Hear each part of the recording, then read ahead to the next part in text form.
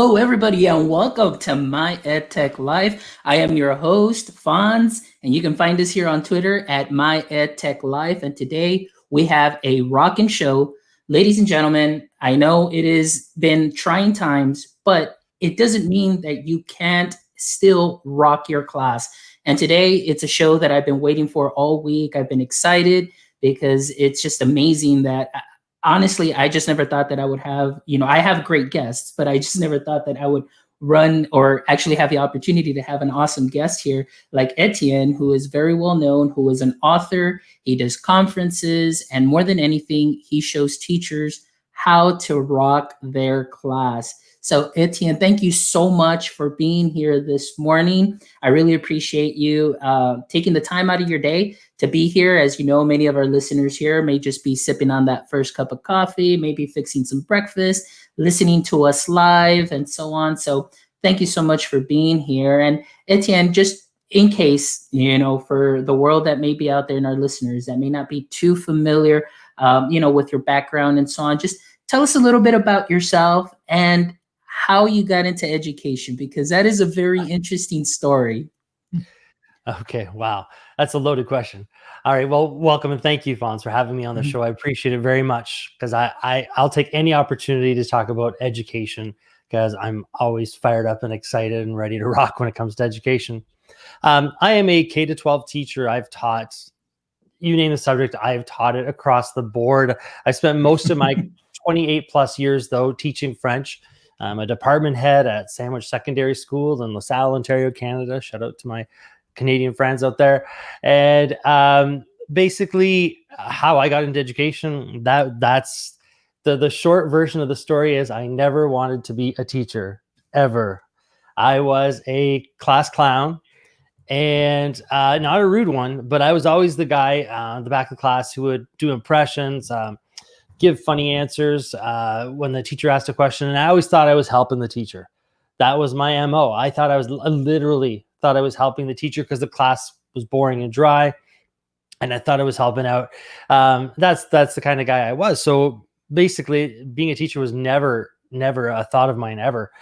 I actually went to a university and I was getting a degree in French language and literature because my whole sole focus was to become an RCMP officer. That's what I wanted to be. And when I was in university, I saw some of my friends applying for a teacher's college. And I was wondering, what is this teacher's college thing? And I thought, well, you know what? Everybody needs a backup plan. If I'm going to be a police officer, what if I get shot? I need a background plan B type thing. So I did. I applied teacher's college. I got in. And from the very first day, there was this guy giving an awesome keynote talking about how cool it is to be a teacher. And I was just looking at him and I'm like, I'm going to give this a try. And fell in love with it literally from day one. And I was like, no, this is what I want to do. I want to be the teacher that I kind of hardly ever had. Let's put it that way. I'll say not ever, never had, but hardly ever had, if you follow what I mean. Yeah. And, Etienne, this is something that's very interesting because when I was, doing my research and just getting to know a little bit more about you, I was like, wow, we have that in common in the fact that once when I was in high school, getting ready to graduate, getting ready to go to university, I noticed that a lot of the older, graduates from, 2 or 3 years, and some of my friends were going to school for education. They wanted to be teachers. And I was like, oh man, why would you want to be a teacher? I was like, no way. So I went to university and I was like, all right, I'm going to do business administration because that's where the big money is. I want money. I want to make it, and start making thousands and thousands of dollars, and just thought like, hey, you know what? My life is set. Well, went through university, graduated with a bachelor's in business administration, started working in business, and my specific area is marketing, but started working in business. But yeah. I had a very terrible experience. Just, I guess it was just the way the management, things of that sort. I'm not going to say where I had that experience, but it just kind of dawned on me. And I was like, maybe this isn't for me. The things that they're asking to do just to don't fit with the person that I am. So Sure. I just said, you know what, let's see what else is out there. And at the time, my dad also had some health issues, so I just needed to be at home a little bit more, be more accessible. Well, then I get a phone call from a friend of mine. He's like, "Hey, they're hiring. They need some math teachers, at the local high school." And I was like, "All right, cool." So went and interviewed, and the interview was about 10, 15 minutes. And they're like, "All right, we'll call you back." And sure enough, I get a call back, and all of a sudden I went from business and marketing into a classroom teaching algebra in ninth grade and with no teaching experience. I mean, Right. no interaction with students. How do you reach out to students and so on? But the one thing that did help out was the marketing experience. And I tell people, and I joke around, I say, you know what? I was personalizing my learning before personalized learning was a buzzword, but I didn't know, because I used my marketing skills. I said, you know what? I have 30 different customers that I have to sell my subject to. And Right. not every customer is going to learn it the same way, or every student. So I have to sell it to them. And here I am 15 years later in education, and I couldn't be more passionate about Yeah. what I'm doing now. And so to hear your story, I'm like, that's great that I'm not the only one. There are people out there that just fall into education, and then they just fall in love with it and helping students, and just trying to do their best to help everybody within professional learning networks or communities. And I'm so excited that you're here, because you definitely, your book, your conferences, reading reviews. I mean, you're doing some amazing stuff. So I'm really excited that you're here sharing your story with us. No, that's cool. Yeah, no, I'm very blessed, but I'm glad that you brought up marketing because for two reasons. One, marketing was my absolute favorite class in high school. It was I had my best marketing.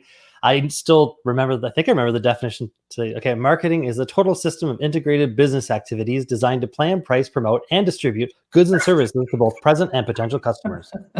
Look I at that. even know the book definition of marketing. And the fact is that, yeah, absolutely. That's when we're in front of our class, in a way, we are selling our product, which is our subject area. And we're also, as a bonus, the extra set of Ginsu knives that goes with it is our passion. And that we're selling that too. And it comes right through. And when you got that passion, the kids buy in big time.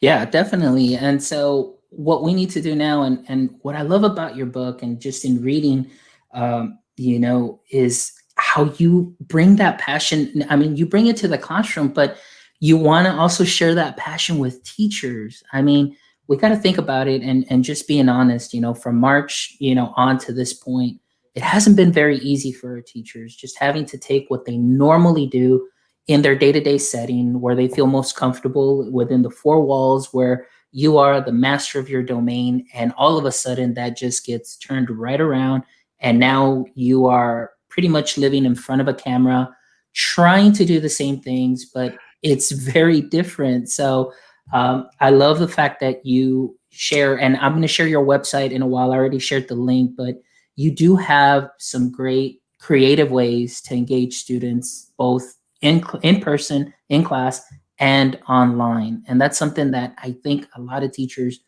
are really looking for. And so I know, I just share a little bit about some of the Sure. things and some of your work that you're doing and helping our educators today, just kind of, get over, not, I don't want to say get over this, but just to help them out during these tough times. No, absolutely. First of all, I got to tell you, I'm one of those crazy teachers who loves change and loves challenge. Mhm. So when March hit, I actually was like, all right, what can we do? Which I realize is not the norm. But I was so excited, and the book actually was just about to release, and we talked about it. Brian and I from Codebreaker Publishing. Hey, Brian. We talked about should we release it? Should we wait? Like, what is this COVID thing? Because it had just struck, and Brian's like, no, this has got to go out. This book is for right now. Like, and so I'm glad that we did that, because it's literally, I mean, it's how crazy that's like. It's been number one in 9 different categories on Amazon consistently for like 6 or 7 months now. Like, that is insane. But I think what the book has is it has that the crazy passion that I'm showing right now. It comes right through the book. The book itself is actually quite simple. And I mean, is that not one of the keys to teaching, is keeping things simple? If Yes, we you are correct. overthink, if we start going, oh, I got to do this, or we stay up until 2 a.m. making lesson plans because we feel guilty. If we don't stay up till 2 a.m. to make tomorrow's lessons plan, then we're not being a true teacher. We're sometimes off in the way we think, when actually they just want us to be passionate, to be true to who we are. And my philosophy basically is that we are all teacher rock stars. Okay, so the book is called Rock Your Class because I'm blessed. I live a Hannah Montana life, where I am an educator, but I'm also an edu rocker, or whatever title you want to give me. But I literally tour all over the world, doing shows in sold out theaters and arenas everywhere, doing educational music, helping kids learn Spanish and French and ESL and things like that. And I learned a lot of lessons over my continued years, I'm still doing it, of touring on the road. And I really realized very quickly into my years of doing this that there is not much more difference than being on stage in front of 5,000 people, or being in the classroom in front of, well, sometimes packed 40. I don't know, every year it seems like they try to pack more students into our classroom. But anyways, and so what I do, what the book is about, is it just takes stories. I share stories from the road, stories that I've never shared these stories in TV interviews or magazines or anything like that. So I share some stories, but I parlay each story into a concrete, actually useful idea or strategy, and often with a QR code that you just swipe, and boom, the lesson plan comes onto your lap. No matter what you're teaching, K to 12, doesn't matter what it is. Again, keeping it simple, because I know that our colleagues, we do not have a lot of time. And now we're in COVID mode, and it's like, now what do I really do? And I just want to say something, because I love what you said about the master of your domain. That's something that I believe actually got lost, Yes. In translation. And I want to encourage all your listeners and viewers, that all you teachers out there, you still are. And it's really important to know that you are, so much so that you can hit that reset button anytime you want. If you don't like the way things are going, just hit the reset button. You can change the rules. You can change your teaching style. You can change everything.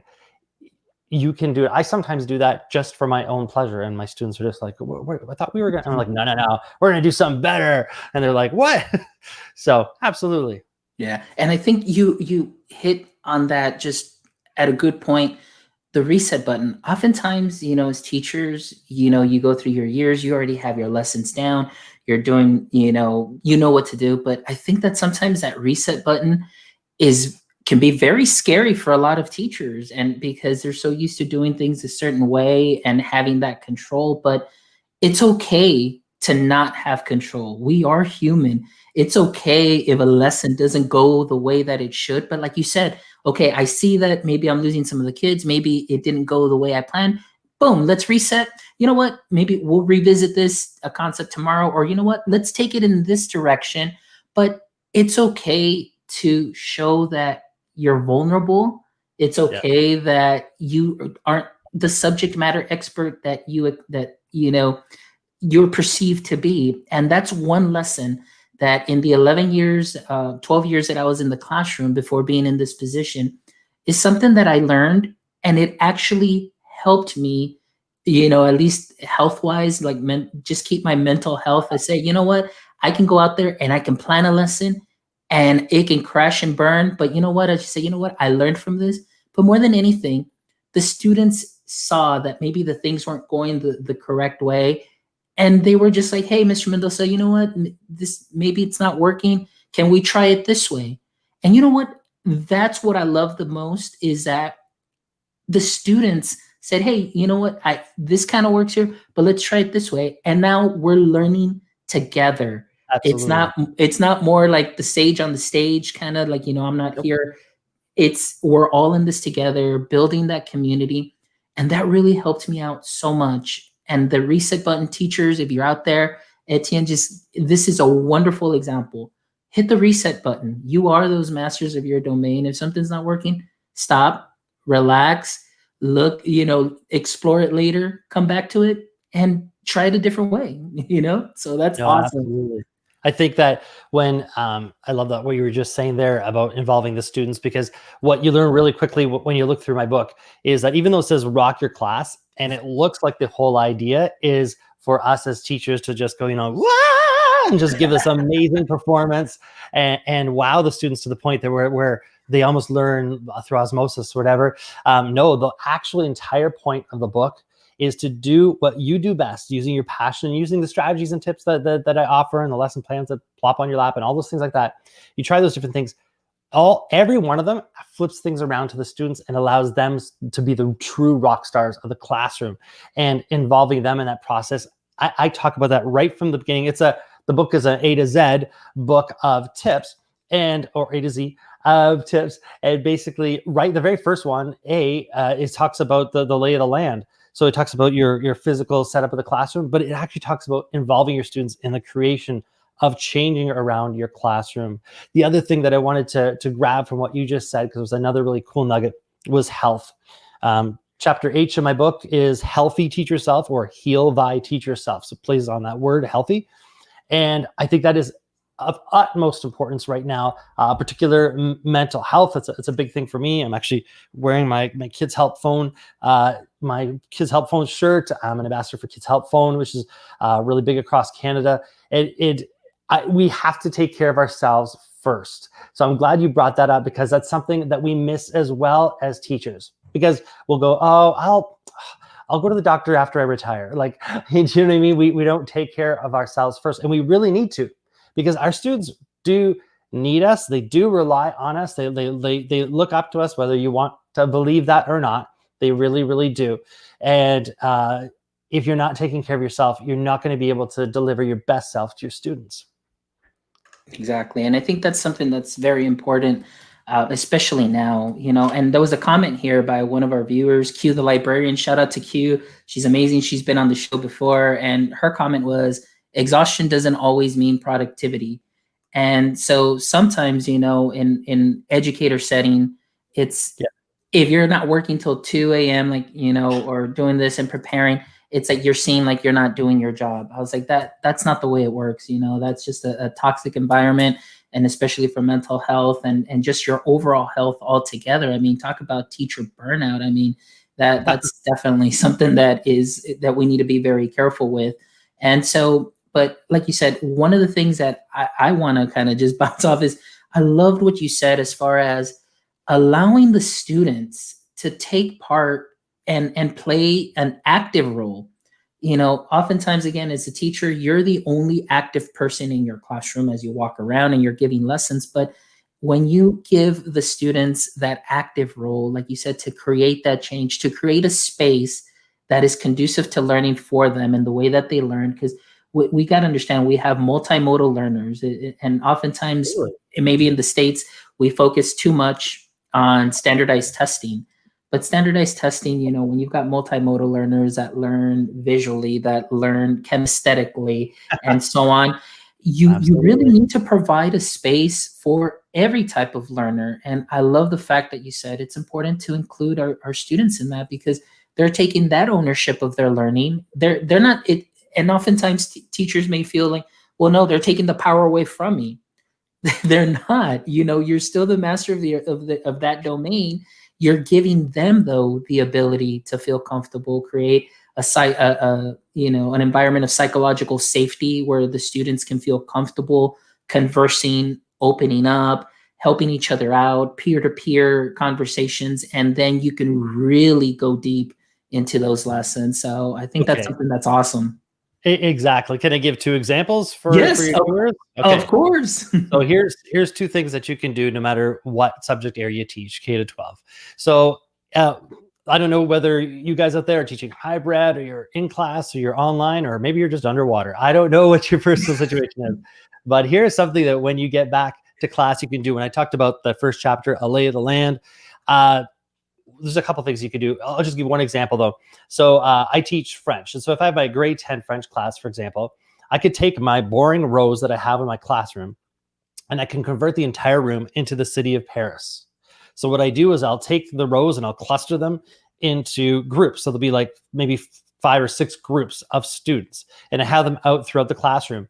And what I do is I put a pretend river Seine that flows through the middle of it. And those groups become les arrondissements de Paris, which are the little Paris neighborhoods that Paris itself is divided into 20 arrondissements. And the students get into the arrondissement. And what we do is I make them learn all about their arrondissement. And every day I give them a real life task to do, like looking for an apartment. And then the next day might be looking for a job. And then the next day I have a little mailbox. So they come in and they grab their actual task of the day from their mailbox. They go to their arrondissement and they look at each other and go, all right, what are we doing today? Oh, we're grocery shopping. Or we're going to give a tour of our arrondissement. And it's great. Like I put corrugated blue paper on the 2 sides of the classroom. So you can see that's where the river flows through. Okay. So you get this visual idea, but my students help me create that. And another way of involving students, this could be done with any subject area, but I'll just pick history, for example. When I teach history, before we open up the textbook and start anything, for me, what's important about history is not just like the dates and memorizing facts and stuff like that. It's learning about the people who created the history and learning how to understand that from our own perspective. That's what's important to me as a history teacher. So before we actually open up the textbook, I have the students look at the back of the index to see all the names of these characters, these people that they've mostly never heard of, that created the history we're about to teach and learn about. And so what I do is I have the students do this pie grade to figure out who are the most important people in this history textbook. And we whittle it down to who are the 30 most mentioned characters. Then what I do is I assign those 30 to the 30 students in my class. They have to do a little research about who they are. Then they have to become this person. And we have like a history night where we have a wine and cheese party. And so you'll have Queen Elizabeth, you'll have Hitler, you'll have John F. Kennedy, you'll have all these characters. I bring them into my classroom. We have a fake wine and cheese party, and they have to meet other characters. We haven't even started the school year yet. The semester hasn't even begun. And after this week or week and a half project that I do to start off the year, I now have 30 experts in the 30 most important historical figures that we're going to cover this year that I can go to at any moment and say, hey, JFK, did he not do this, or that? And then the student knows. Not only that, at that wine and cheese, I make them meet 5 different characters, okay? And then at the end, the project ends with them having to write a letter to their mom that talks about the party and these 5 awesome people that they met. So they learn about themselves and they learn about 5 other by extension. It is really great to watch because you literally see how different political figures will not sit and talk with each other. They learned enough of other characters to know I don't associate with them, but I'm with them and I'm alliance with them. And then, of course, our history covers about 125 years. So it's really neat to also see characters who some are still living and some who have passed interacting as well. I involved the students. I didn't even touch the textbook, but I can tell you that I dare say that in those 1.5 first 2 weeks of school, some of those students may have learned more in those 2 weeks than they may have in another traditional setting somewhere else in another high school. I don't know. What do you feel about that? No, I completely agree with you. I mean, it's just those moments that can create a wonderful impact. And there's so much power that as a teacher one has to do what you do. And you're allowing the students to be creative. You're allowing the students to participate. And like you said, they're actively learning. They're moving around. They're studying, like you said, their own character.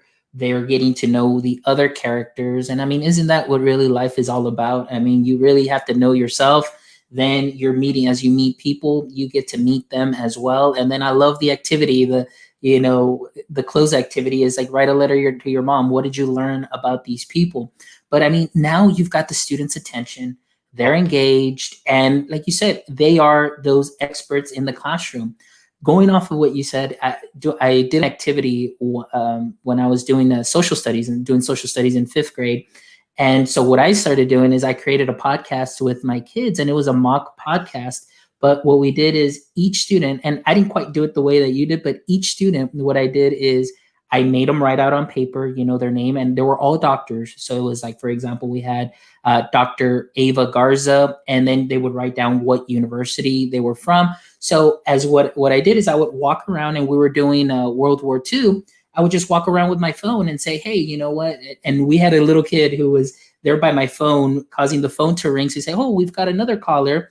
And so they would ask a question regarding, World War I. And then they'd say, oh, and then I'd say, okay, Dr. Ava Garza from the University of Texas, renowned, historian and so on. Can you please, tell us a little bit about what you think about the question? We recorded that podcast, and then I shared it out with the parents. The kids loved it. The parents loved it. But I think what they loved the most is that you gave them that title of doctor. You gave them like that sense of pride, like, wow, like I matter. And they were so engaged with that. They learned about the subject matter. We had fun. And then after that, everybody was like, oh, Dr. Garza, oh, Dr. Diaz, how are you today, doctor? And that's great, because now it's like you're empowering them. They feel that they can do this. So those are some just great activities that teachers can do, and just to think outside the box and really, let the students take ownership, and you're just empowering their learning. Absolutely, ownership. And I love the two things I want to touch on. I love how you involve the parents. So I'm going to share something in a second about that. But I think the reason that they love activities like the ones that we're describing is because they're immersed and based in real life. So they're living the subject area. Podcasts are real. They're out there, people. And so now the students, in your case, are part of these podcasts. In my history example, the students become the historical figures. Like, you can't learn more than actually being. So being and doing. So actually, that's so exciting. But that parent piece has now become more important than absolutely ever, particularly for those of us who are teaching online. And what do? I'm going to tell you, one way March definitely changed things around is our band New. We were on, the name of our band is New. We were doing a U.S. tour, right? And it could cut right in the middle of our U.S. tour. So we had to come home from the U.S. and we were waiting and hoping to come back, and we couldn't. So the thing was, okay, now what do we do? And we had, I as Etienne had a lot of concert engagements that were coming up, and it was like, what do you do? Because I can't get out in person. And so there was about 7 different consultants from across Canada and US, and they got together with me, and they go, we can do something. And I'm like, yeah, we can, but what do we do? So we started to do online shows. And now I do online shows right here from my studio. This is the same studio where I made a lot of the music that I go out and perform all over New Zealand, Australia, all over the world. All right. Well, now I'm doing it online, and we literally have been doing, we have shows that we've already done, and shows booked in Europe, Canada, US, everywhere. But what we did was we flipped it around. We made the show about the students. And so now I do concert interviews. And in these concert interviews, the students, very much like you're podcasting, the students ask Etienne, okay, they ask me questions that they wanted to know, or things like that. And we give them questions to practice. So this is in French, just so you know. So they're practicing their French. But the concert is at about an hour long, and it's live, and it's all about the interview. And then I perform 5 songs during it, almost though like commercial breaks. We have the students vote on the songs so that they want us to get a long list of songs to vote on. And I take the top 5 songs that they vote on, and we do a countdown. So the first commercial break is song number 5, and then we whittle it down to the number 1 song. So I perform it, and they're probably singing along from where they're at. But what's cool is that for those of the students who are doing this, they're at home, okay? And most of them, some of the schools are plugging in too from school as well. But that means that the parents are watching. And we have gotten even the parents involved. The parents have been asking questions with their child right beside them.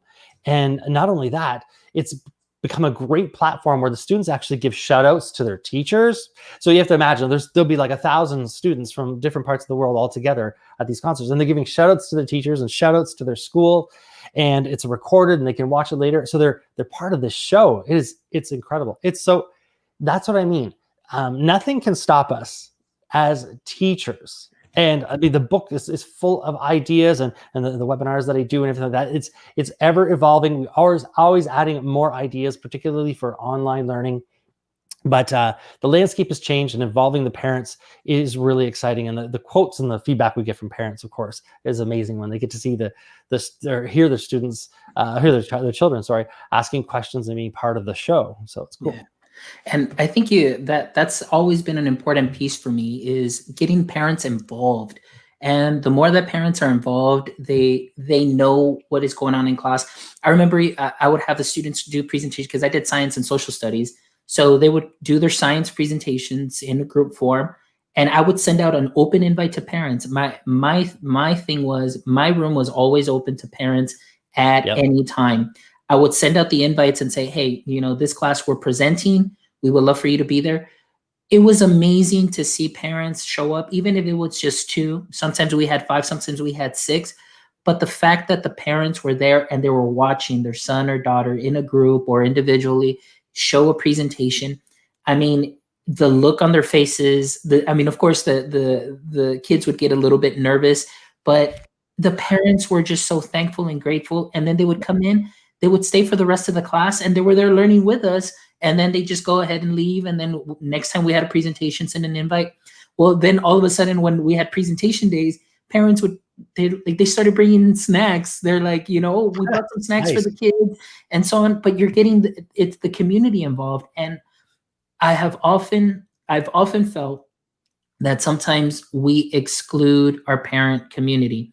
They are part of our learning community. And sometimes I feel that we can do, across the board, we can do a better job at engaging parents and making them feel welcome, not in our district, making them feel welcome in our schools, because we are taking care of their children. They can feel comfortable coming in at any time and see what their child is doing, and maybe come right along and sit with them or learn something. And I think once you start building that community, a lot of things can change. A lot of positive things can come out from that. And I think that right now with distance learning, we do have a lot of parents that have had to stay home to make sure that they take care of the kids. And now they're heavily involved in the education piece as well. And guess what? A lot of them are learning new digital literacy skills that they didn't know of before, new terms. So what I tell a lot of parents is, like, right now, the what you're seeing, you're learning, and guess what? That helps you personally and professionally. But you're, more than anything, I love that the parent is there involved with the students. Now, there are some, sometimes you can have, they call them helicopter parents. Some of them have graduated to jet parents because they take it to a different level. But to me, I was like, okay, well, at least they're involved. They may be overly involved. So we need to kind of just, let's kind of, tone it down a bit and go through it. And you're going to deal with all sorts of personalities. But to me, I was like, at least maybe at one time that parent wasn't involved, and now they are. And to me, it's all about the family unit too, as well. And helping the students see that their parent also can be a valuable resource at home for learning. And it's just a partnership. And I love that. So parents, thank you so much for everything that you guys are doing at home too, as well, because it cannot be easy at all. I mean, I know it's not easy for teachers, but for you parents, thank you so much. And for those teachers out there who are going, yeah, but I'm not a big fan of this teaching in a fishbowl thing. Just so you know, if you're interested, if you go to rockyourclass.com, just as chance would have it, the blog that I'm releasing Monday is called Teaching in a Fishbowl. So it's actually going to talk about tips about how to deal with that entire situation of teaching in a fishbowl. So you will see that very, very soon. Yeah. And so, your site right here, it's rockyourclass.com. And I have been putting the link out so everybody can go ahead and catch that. But I love your blogs because they're short, sweet, to the point, but very informative. And especially this one right here, your latest one, Rock Your Rules. Yeah. This is something that is amazing. I know for a lot of teachers, they do, okay, we're going to do our contract or our classroom contract or rules and so on. But I mean, you just explain it just in such a way that is very easy to understand. And you give just your experience in it and so on. And I love the fact too, that you even say, hey, what are your thoughts? Let me know. this is great. I mean, you're involving, of course, your teacher community in here as well. You're engaging them. You're learning from each other. So it doesn't mean that you're making yourself just, hey, I'm the one and all expert here. It's like, hey, these are my thoughts. These are my experiences. How about you? What do you think? What have you done? And it just becomes that, what I like to call hashtag PLF, that professional learning family, because that's what we become. We become a family. And so this is great. So guys, I did put the link into our chat. Check out the book too, as well, as you can find a summary of the book. You've got all the links where you can go ahead and find the book. I love the videos. The little videos are great. That give you an explanation of the book. Now, tell us a little bit more about your site, Etienne. I noticed here that, and I want to share, you do have some courses available. Can you tell us a little bit of what courses you have available here? So this is what I've loved. I love how everything has evolved from the time that the book came out. As soon as the book came out, teachers are going, you got to do an online course. You have to do an online course for the book. And I actually never knew that that's what happened in the world. I didn't know people did courses and things like that. I'm used to doing PD, like keynotes or going to conferences and things like that, and even virtually. But so I listened to everybody and I did it as asked. And what we did was we divided the book into 3 distinctive parts. Rock Your Classroom Management is one, an often missed, we don't talk enough about classroom management, but the perspective of it here is about getting the students so engaged that it's not about discipline issues. It's not about rules and regulations. It's about having the class work together to learn to the fact that, to the point, that the management is in the learning. Rock Your Student Engagement, specific ideas from the book. 10 chapters are concentrated on in that one, 6 in the classroom management. And then the last one is Rock Your Teacher Toolbox, another 10 chapters from the book that we concentrate on. And what I've been doing, and it's really exciting, is I'm working with school districts from literally all over the world, and I am doing this PD Plus program, so Rock Your Class PD Plus program, and there it is. So when it could be just simply a school, or individual teachers are signing up, or school districts are signing up, and what we're doing is we are going through live webinars, working through these courses together. I have my Rock Your Class checklist. Okay, that's where we start off, we bounce off from. And this checklist, if you go through it, you will be ready for the entire school year, no matter what you're going to be doing. Even if you have to switch from hybrid to online to in-class, doesn't matter. This checklist is awesome. So that's where we start with webinar number 1, the live webinar number 1. And then over the school year, we're going to be doing 3 others. So I'm with you the whole school year, and those courses have open comment sections and teachers can share ideas. And it's like a community of teacher rock stars, because we are all teacher rock stars. So that is amazing. That's wonderful. And like you said, online, I'm a big online guy. I do anything that has a badge or certificate. Like, I'm always looking to add to my teacher tool belt. And I think the way that you map this out, I mean, and don't get me wrong, there are other programs that are out there, but the way that I saw this mapped out, the way that you have your book broken up, like you said, it is so easy to follow. I mean, it's very engaging. And one of the things that I wanted to touch on that I really enjoyed that you did mention about your book is the ability that, how oftentimes teachers were always, we kind of need that just in time, help or that support many times. So we'll go ahead and get on our devices and we'll find and, go to EduTwitter, go to Facebook groups and so on. But what I love about your book is, like you said, you can go ahead and read the section and then scan the QR code and boom, just like magic, you've got on your device, you've got those lessons that are there already ready to rock and roll. And what I love is that you said, this is a lesson that as a good and effective teacher can take and say, okay, I can take this, mix it up with what I know, maybe add this piece, this other layer, do this and do that. Because like you said, at any time you can hit that reset button, we can mix it up, make it unique to what we need, and there you go. But it's there and it's ready to go. You're not starting from zero. You're already like at a hero state right there, because you already have that lesson mapped out for you. And I think that that's what I love, that a lot of authors such as yourself, and there are other books that are out there that are being just that are thinking about the teacher in mind, and just the ease of and how quickly they can access that information, that with that QR code, it just really makes it easy and wonderful for all of us to just get started. So that's what I love too as well. Man, this is amazing. I was just gonna say the online courses, same thing, exactly what I grabbed two things. One from what you just said is I often joke in my webinars, I'm like, you are not alone. So that is a very key thing to what my philosophy is. The other one is the ancient Roman Horace, who the poet who came up with the saying carpe diem. I talk about in my PD that he didn't say carpe diem, he said carpe diem.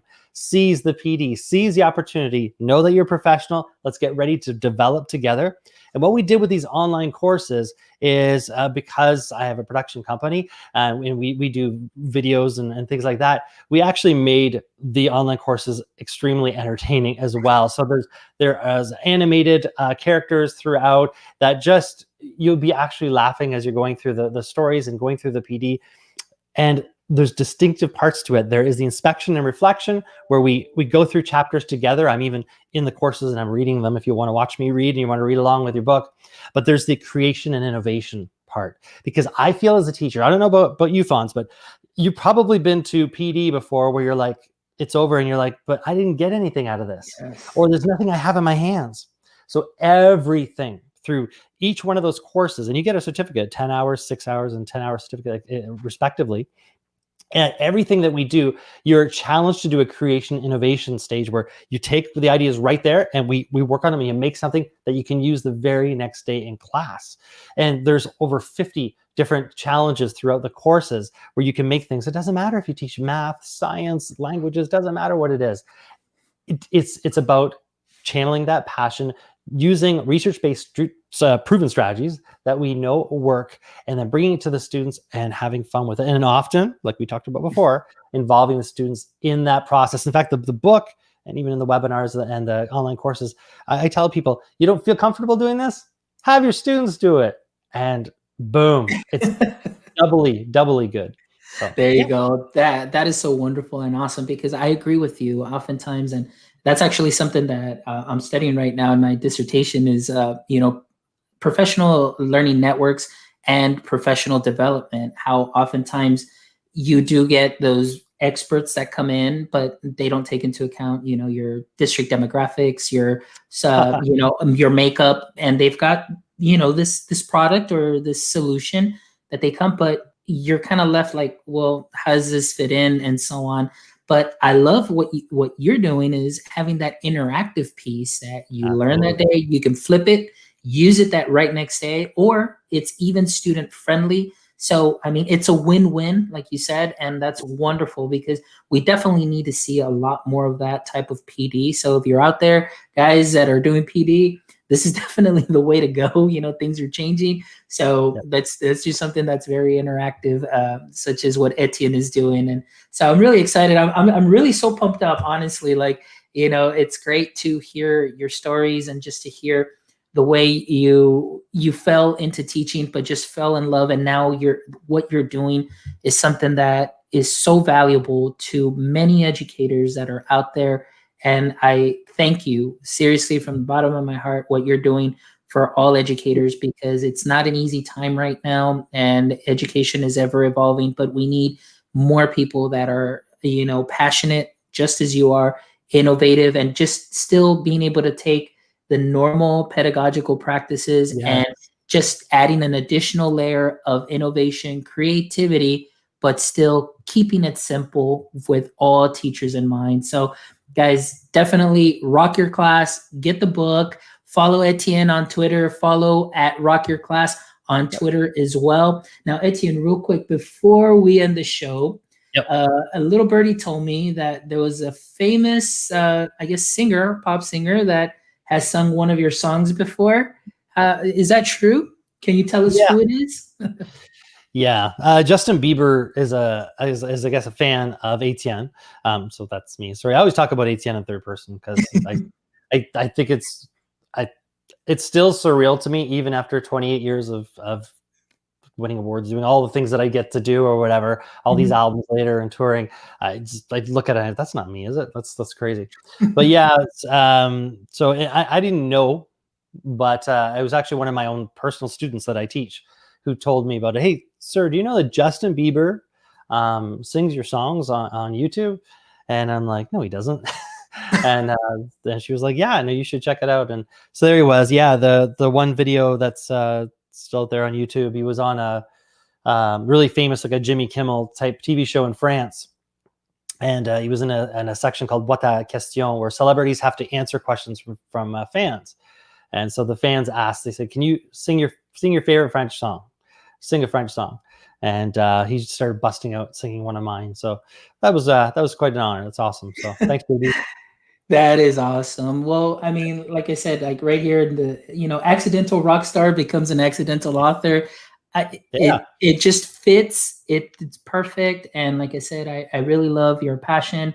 Thank you so much, Etienne, for being here this morning here with us, all the way over here down here in Texas and all the way where you're from. Nice. But I know that all our listeners and all our audience members and those that'll hear the replay and they'll listen to the podcast are definitely going to get pumped up. And I'm really excited for what they will learn from this. And hopefully if they do get your book, which I do highly recommend, please, it's going to be something that is amazing. And just a couple of takeaways is teachers, like Etienne said, it's hit that reset button. Don't be scared to hit that reset button. Sometimes it's something that's necessary. It doesn't make you any less of an expert, doesn't make you any less of a teacher. It just shows it's just us, that's the reality of it. Hit that reset button and just, take it a different route and come back to it and just keep going. And I know it's not easy, but thank you guys for everything that you're doing. And before we go, ladies and gentlemen, I just wanted to share with you that we have our new podcast page up here on Podpage. So you will be able to hear this show later on once I post it. It'll be here. You've got all our episodes are here. We've got some blog posts here. If you'd like to go ahead and shop and visit our online store, we've got our new online merch for My EdTech Life. And I tell you, this sweater here, it's a fleece sweater. Feels like my grandma's been hugging me all morning long. So it is so soft. You can go ahead and check it out in our online shop. And of course, you've got all the links up here that you can go ahead and check out all our social media, and it'll take you and connect you to our Twitter, our Instagram, our Facebook page, YouTube, and LinkedIn channel also as well. So stop by, visit with us. We are excited. Thank you so much, everybody, for all of your support. And I am going to drop that link in here so you guys can go ahead and check out our amazing shows. And again, Etienne, I know I've said this probably like 3 times. I'm one of those that, and it's in our culture here. It's like in our culture, just to give you a heads up, and maybe if you're familiar with it or not, or maybe it is somewhere else, but here in our culture, here in South Texas and growing up in a Hispanic family, it's when we're ready to leave, it's usually like another 30 minutes before we leave, because we'll say, hey, thank you for, it was great. Thank you so much. Yeah. And then we'll start talking and then, hey, great. Thank you. So I think you just experienced a little bit about here, our South Texas culture, but it's awesome. So I love it. Thank you so much for being here. And please, I'm going to go ahead and sign off here, but just hang around, Mr. Etienne. That way we can go ahead and keep chatting. Guys, thank you so much for joining us this morning and making us part of your morning, maybe making us part of your day as you listen to us on another time. But thank you again from the bottom of my heart for all your support as the show continues to grow. It's all because of you. And I'm excited for all the guests that we have coming up, because we truly are a professional learning family. And as you know, I always say the purpose of My EdTech Life is to connect educators one show at a time. So we'll see you guys next Saturday. Y'all take care and enjoy.